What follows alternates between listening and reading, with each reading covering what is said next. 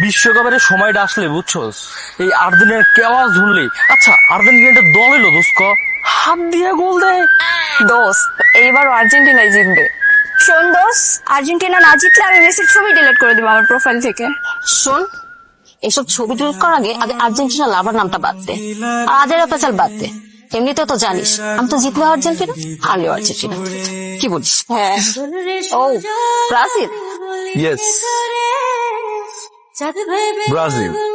আর আপনি আর্জেন্টিনা, সেটা দূর থেকে দেখেই বুঝছি। আশা করি ফুটবল বুঝে, না হলে এখানে দাঁড়ানোটা ঝুঁকিপূর্ণ। চাচা 2 কাপ চা দেন, সাপ কিন্তু একদম ব্রাজিলের মতো অনলাইন। দেরি হতে কেন চাচা, দেরি হইব কেন? ব্রাজিলের কাপটা আইতে হইব না, কাপ কাপ ওইটা আইবো, সময় লাগবে একটু। চাচা 3টা কাপ লয়ে যে জলতাছেন, আমগো তো 5টা লিলে কি হইব আপনার? কি চাচা, আর্জেন্টিনার পতাকা দোকানে ঝুলাই তো অনেক করতেছো, হ্যাঁ?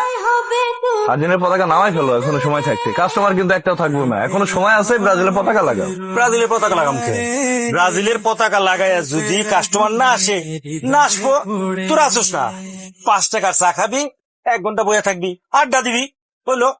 চাচা তুমি কিন্তু একটু বেশি বলতেছো, আমরা কেউ কিন্তু আসবো না। বাবাজি শ্যাম, পতাকা তো লাগাইতামই, কিন্তু এত বড় পতাকা আমার দোকানে ধরবো।